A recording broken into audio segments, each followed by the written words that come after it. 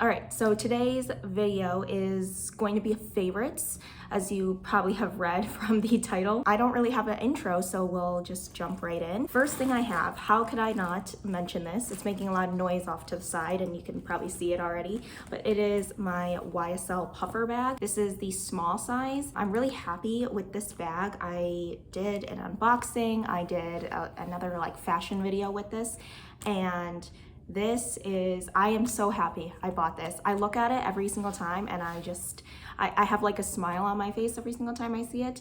Also, I'm a huge homebody, so I like to be at home. I like the comfort of my house a lot. And to be honest, this bag, I feel like it's making me actually want to go out and do outside activities, because I just want to wear this bag. I want to have like an excuse to actually wear this bag. The only thing though, the only thing that is a teensy bit of an issue, but not really, is that the magnet is really strong. The magnet, I have to really pull, and sometimes I feel bad because it feels like I'm pulling the leather and I don't want to break it or anything. So when I actually do wear it, I purposely don't actually clip it in. So it has like a lip that you can actually clip it in, but when it's just flapped on top, it's kind of easy to get in and out. But say for example, I'm going up to a place that, you know, might have like pickpocketers, I would probably fasten it like a little bit, or I would align it better where it actually clips in like that. But other than that, I really like it. I didn't baby my bag, which was a huge thing that I was worried about with my other bags, because I have a couple of other bags where I really have to baby it like a lot. I have a Celine Triumph bag, and that one has like a box leather, so I almost feel like I cannot scratch it because the entire thing is like extremely smooth. This one, it has a grungier look, so it feels like a bag that it just like, if you get a scratch on it, it really won't like, you know, change that much about the bag's like aesthetic. Whereas if I get like a scratch on my Celine Triumph bag, I would feel very guilty. So I really like this bag. It's definitely one of my favorite bags at the moment, and I don't even think at the moment. I think it'll be a favorite bag for a really long time. That's this bag. All right, so continuing with the clothing, I also featured this. I actually featured the next two items, by the way, in that video that I did about my favorite outfits, I guess. This is my favorite tank top. I know it's black on black, so hopefully you'll see that. This is the Hollister tank. I actually don't know if they still sell this. I tried looking up to see if I could get it in other colors after I filmed that video, because I was like, oh yeah, maybe I should go buy another or more of these, and I don't know if I could find it, so that might be a little bit upsetting. But this is a Hollister tank, and I think that if they come up with any other Hollister tanks, they'll probably be somewhat similar. I really like this. I mentioned it in that previous video about the outfits, that it like hugs you in and almost like contours your body, which I really like, because it feels not constrictive, but it feels like it's like really flattering on your, you know, body, and giving you like all the curves in all the right places. Next one we have, these are gonna be hard to show. I don't have much space here. These are some H&M pants. So featured this as well, but they are wide leg pants. I love these. The only thing I don't quite like about them is that they're too long. They're a bit too long, but I safety pin them to make them shorter. And also this belt here, I love it because it matches, but the only thing is that it kind of comes undone throughout the day, but it's kind of okay because I can see when it gets undone, and all I do is just tie it back up again, so it really doesn't bother me. I don't know if the wide leg jeans is like a trend or not, and if it'll stick around, but I'm at least happy that I got this. You know, I didn't have to pay like a fortune for these jeans. Yeah, they're just H&M, so it's cost efficient. Is that the right word? They didn't break the bank is basically what I'm saying. Anyways, that's it. So those are my clothing pieces or fashionable items. And then we'll move on to beauty related. So let's see, do we want to go with skincare first or makeup first? We'll go with skincare and we'll finish off with makeup. So this is the Honest Beauty Prime and Perfect Mask. This I used today and it was great. I kind of stopped using a lot of my masks recently. I don't really know why. I think it was just because I was lazy to. I used this again today. I'll hold it back here because the packaging is really awful. There's like gross stuff all over it. But I used this today and it made my skin afterwards, like post mask, so soft. It felt like not stripping or anything, so I really like this mask. It does feel a little bit warming when you put it on, which kind of gives the feeling that it's slightly burning, but that sounds bad, but it feels good afterwards.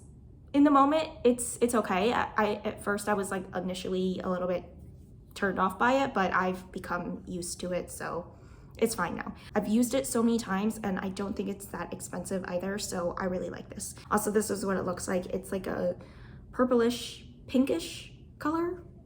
Sure, you see the color. But it's funny because I realized that today when I used it, it's basically the exact same color as my natural lips. I have a lip product on right now, but it's funny because when I wear it, like my lips blend into the mask. So it is kind of funny. Anyways, let's see, next product. We'll go on to the makeup products. So I don't have a ton to show, but this is the first product I have. This is the 3CE Style Nada palette.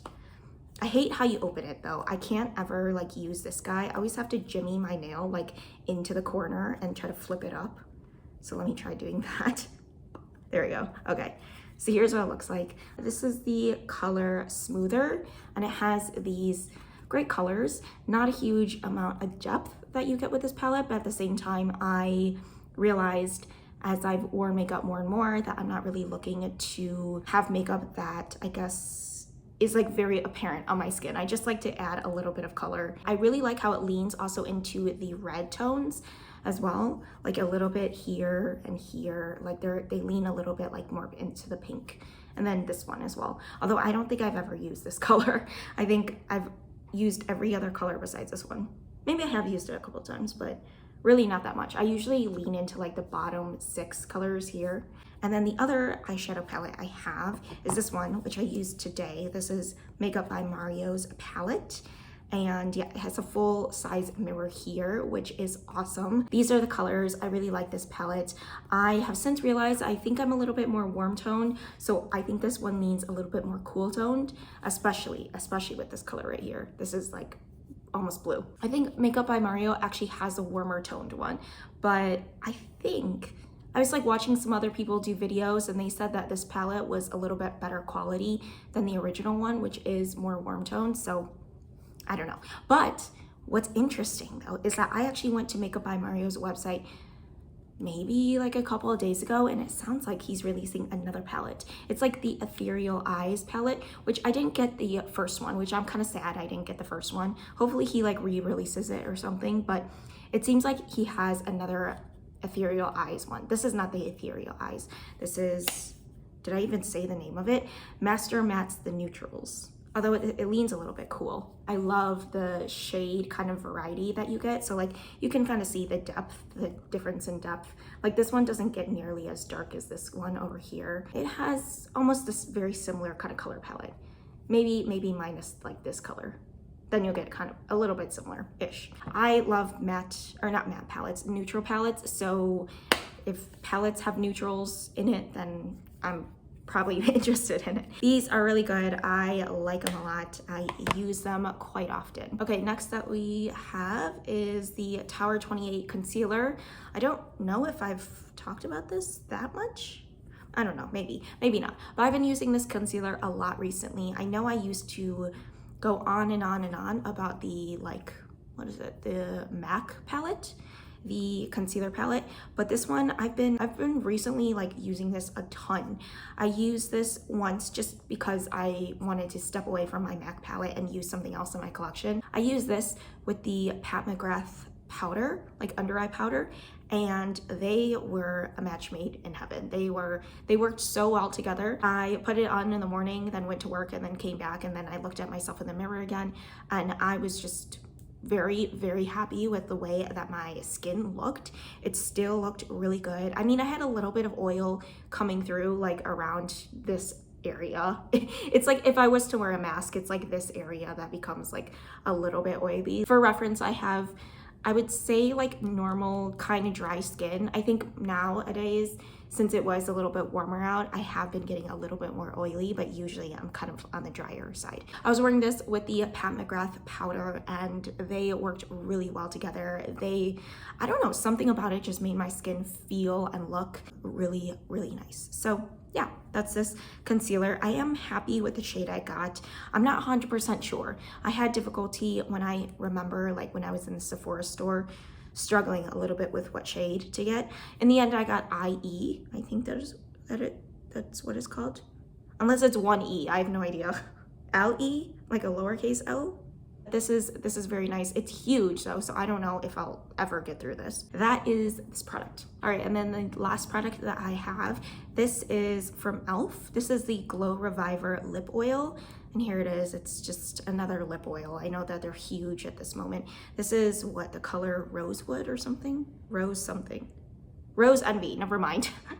Okay, I don't know where Rose Envy came from, just, I don't know.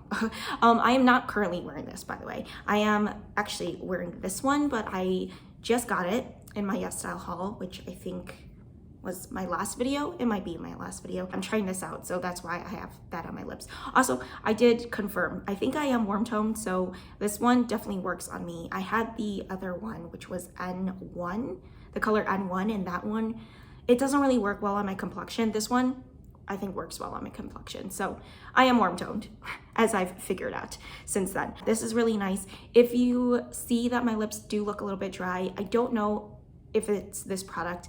It honestly could be the fact that I tried blinking out like the top of my lip. So I actually put concealer on my lips and that really showed a lot of like dryness. And then I just put this on top because I was too lazy to wipe it off. So if my lips do look dry, I don't know if it's this one. I'll still use it. I'll still try testing it out to see if this is making my lips dry or something. But if you are curious, this is the color EM03.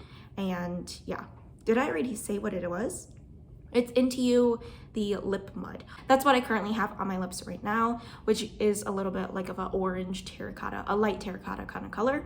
This one, not this, as you can probably tell. This is the, I already said it, but it's the Glow Reviver Lip Oil. It's really nice. If you do want to lean a little bit more into like the juicier lip, I guess, this is your friend. I have not actually tried out any of the other lip oils, so you know, this is not a definitive like this is the best lip oil out there, but I do really like this. It keeps your lips very, I don't know, like soft, shiny. It doesn't feel like it dries out your lips or anything. I'm surprised too because it's not sticky, even though it looks like something that would be sticky. It's not sticky at all. It lasts for a pretty long time and there is color too. I know that there's some lip oils that there's no color at the end of the day. Like it looks like it might be tinted, but it's really not. It's just like basically no color, but this one actually does have color, which I'm happy about. The only thing is that I wish they had different colors. Like I wish they had more colors that like looked like that they were more flattering for me. I looked at the other colors that they had and I don't really think that it's colors that I would like. So this is the only one that I have, which again is Rose Envy. They're so expensive, but I think this was maybe trying to dupe like the Dior lip oil or something. The component, well, it doesn't look exactly the same like e.l.f. usually does. It's a little bit more squared off of a package. So I think it might be trying to mimic the Dior lip oil, which that one might be actually have rosewood in it. Maybe that's why I said rosewood initially. Anyways, so yeah, I am curious, but that Dior one is way more expensive than this guy. So yeah, that's it.